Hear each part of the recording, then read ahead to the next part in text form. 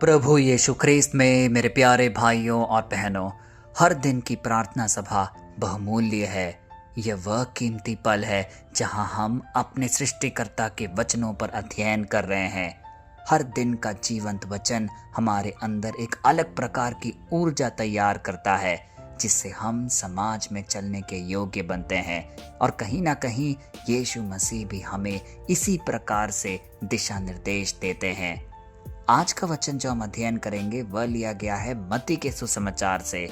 वहां पे स्पष्ट शब्दों में यीशु मसीह अपने चेलों को दुनिया के विरोध और सताहट का सामना करने के लिए तैयार करते हुए हमें दिखाई देंगे। तो आइए बिना विलंब किए हुए आज के वचन का रहस्य समझे, जो कि लिया गया है मत्ती के सुसमाचार से अध्याय 10 पद संख्या 26, और वह इस प्रकार है।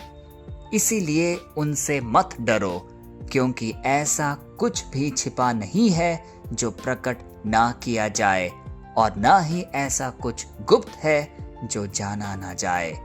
प्यारे भाई और बहनों, इस आयत के पीछे छिपे हुए तथ्य को आज हमें जानना जरूरी है। जब यीशु ये बात कह रहे थे, तब वे अपने चेलों को दुनिया के बीच भेड़ों की तरह भेड़ियों के बीच भेज रहे थे। उस समय के संदर्भ में इसका छुपा हुआ साफ साफ अर्थ यह है कि इंसानी अदालतें, झूठे गवाह और भ्रष्ट ताकतवर लोग उस समय यीशु और उनके अनुयायियों की आवाज को दबाने की कोशिश कर रहे थे। वे छुपकर साजिशें रचते थे, उन्हें प्रताड़नाएं देने की सोच रखते थे। लेकिन यीशु यह कह रहे हैं कि परमेश्वर के न्याय के सामने कोई भी पर्दा हमेशा के लिए ढका नहीं रह सकता। जो कुछ अंधकार में, बंद कमरों में या चुपचाप साजिश के तहत छिपाया जाता है, एक दिन सूरज की रोशनी की तरह पूरी दुनिया के सामने साफ साफ प्रकट कर दिया जाएगा। प्यारे भाई और बहनों, यह वचन हम सब के लिए एक बड़ा संतावना और साथ ही साथ एक चेतावनी भी लेकर आई है। यदि आप जीवन में कभी किसी छोटे इल्जाम, धोखे या अन्याय का शिकार हुए हैं, जहां आपकी सच्चाई को दबा दिया गया हो और लोग आपके खिलाफ गुप्त रूप से साजिश रच रहे हो, तो निराश ना हो। परमेश्वर का नियम यह है कि सच्चाई कभी दफन नहीं रह सकती। सही समय पर वह खुद आपकी सच्चाई को दुनिया के सामने उजागर करेगा। प्यारे भाई और बहनों, इसीलिए आज का वचन बहुत महत्व रखता है। यह संदेश अब दोनों तरफ लागू होता है। जो लोग छुपकर बुराई या फरेब करते हैं, उनका पर्दाफाश होना तो तय है। वहीं जो लोग चुपचाप बिना किसी दिखावे के गुप्त में भलाई और नेकी के काम करते हैं, उनका भी उपहार तय है। उन्हें भी उनका प्रतिफल खुलेआम मिलने वाला है। इसीलिए मेरे प्यारे भाई और बहनों, आज हमें अपने आप में एक आकलन करना होगा कि हम अपने जीवन को किस प्रकार जी रहे हैं। क्या हम डर के मारे अपने घर में ही रुके हुए हैं कि लोग क्या कहेंगे? उन्होंने तो मेरे लिए कई साजिश रचे हैं, अब मैं आगे इससे कैसे उभरूंगा? क्या इस प्रकार की नकारात्मक बातें हमें आगे बढ़ने से रोक रही हैं? या हम गर्व से कह रहे हैं कि जो कुछ भी छिपा है वह प्रकट किया जाएगा, और वह और कोई नहीं, मेरा सृष्टिकर्ता करेगा।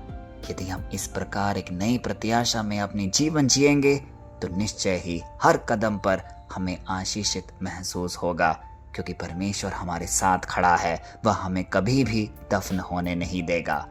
तो आइए इसी संदर्भ में, इसी आशा के साथ एक शक्तिशाली प्रार्थना अपने सृष्टिकर्ता को समर्पित करें और कहें, हे हमारे स्वर्गीय पिता, हम तेरे पवित्र नाम की स्तुति करते हैं।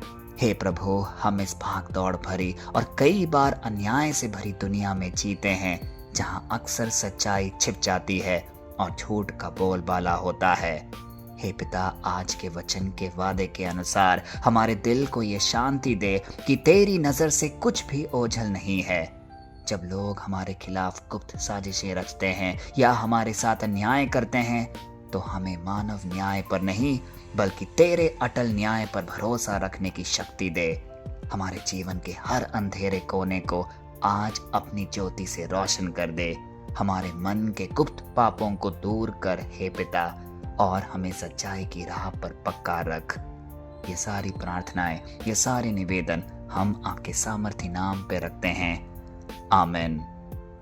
प्यारे भाई और बहनों, याद रखिएगा, अंधकार चाहे कितना भी घना और लंबा क्यों ना हो, वह सुबह की पहली किरण को हमेशा के लिए रोक नहीं सकता। इसी तरह दुनिया चाहे कितनी भी पर्दे डाल ले, परमेश्वर की सच्चाई और उसके चेलों की निष्ठा को कभी दफनाया नहीं जा सकता। जो आज गुप्त है वह कल गवाही बनकर चमकेगा और हम सबका न्याय होगा, हमारा जीवन सार्थक होगा।